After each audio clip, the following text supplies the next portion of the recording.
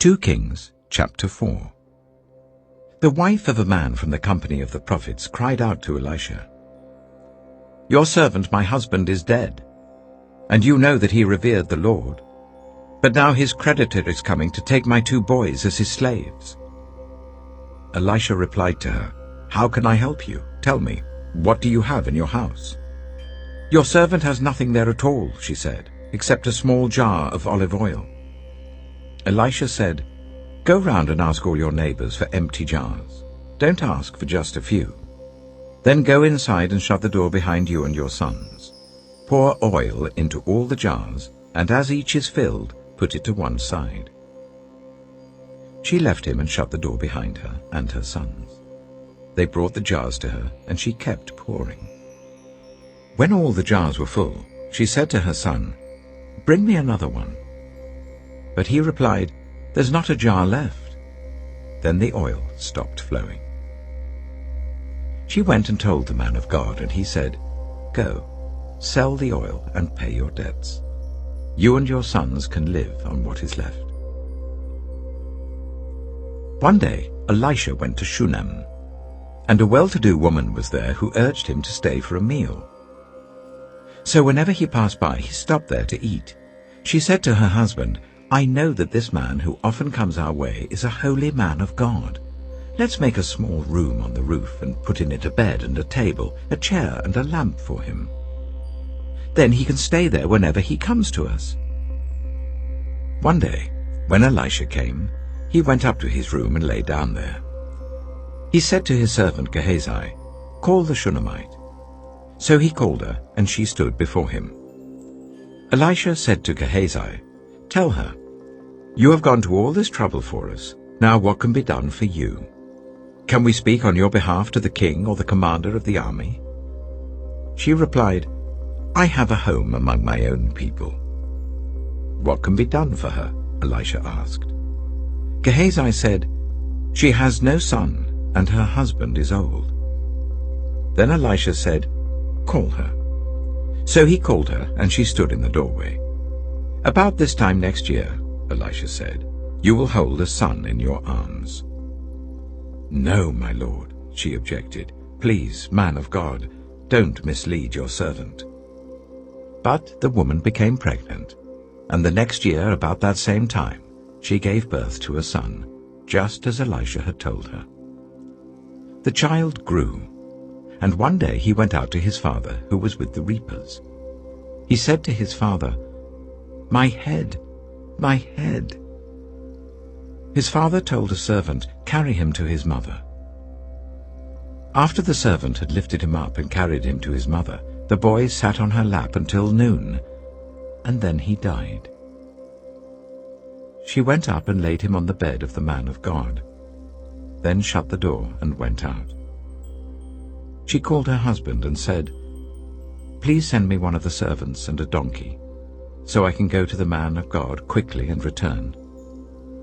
"Why go to him today?" he asked. "It's not the new moon or the Sabbath." "That's all right," she said. She saddled the donkey and said to her servant, "Lead on. Don't slow down for me unless I tell you." So she set out and came to the man of God at Mount Carmel. When he saw her in the distance, the man of God said to his servant Gehazi, "Look, there's the Shunammite. Run to meet her and ask her, 'Are you all right? Is your husband all right? Is your child all right?'" "Everything is all right," she said. When she reached the man of God at the mountain, she took hold of his feet. Gehazi came over to push her away, but the man of God said, "Leave her alone. She is in bitter distress. But the Lord has hidden it from me and has not told me why." "Did I ask you for a son, my lord?" she said. "Didn't I tell you, don't raise my hopes?" Elisha said to Gehazi, "Tuck your cloak into your belt. Take my staff in your hand and run. Don't greet anyone you meet, and if anyone greets you, do not answer. Lay my staff on the boy's face." But the child's mother said, "As surely as the Lord lives and as you live, I will not leave you." So he got up and followed her. Gehazi went on ahead and laid the staff on the boy's face, but there was no sound or response. So Gehazi went back to meet Elisha and told him, "The boy has not awakened." When Elisha reached the house, there was the boy lying dead on his couch. He went in, shut the door on the two of them, and prayed to the Lord. Then he got on the bed and lay on the boy, mouth to mouth, eyes to eyes, hands to hands. As he stretched himself out on him, the boy's body grew warm. Elisha turned away and walked back and forth in the room, and then got onto the bed and stretched out on him once more. The boy sneezed 7 times and opened his eyes. Elisha summoned Gehazi and said, "Call the Shunammite," and he did. When she came, he said, "Take your son." She came in, fell at his feet and bowed to the ground. Then she took her son and went out. Elisha returned to Gilgal, and there was a famine in that region. While the company of the prophets was meeting with him, he said to his servant, "Put on the large pot and cook some stew for these prophets."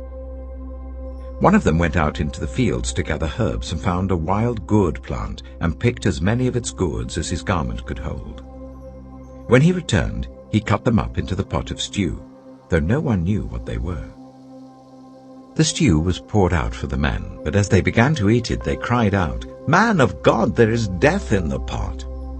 And they could not eat it. Elisha said, "Get some flour."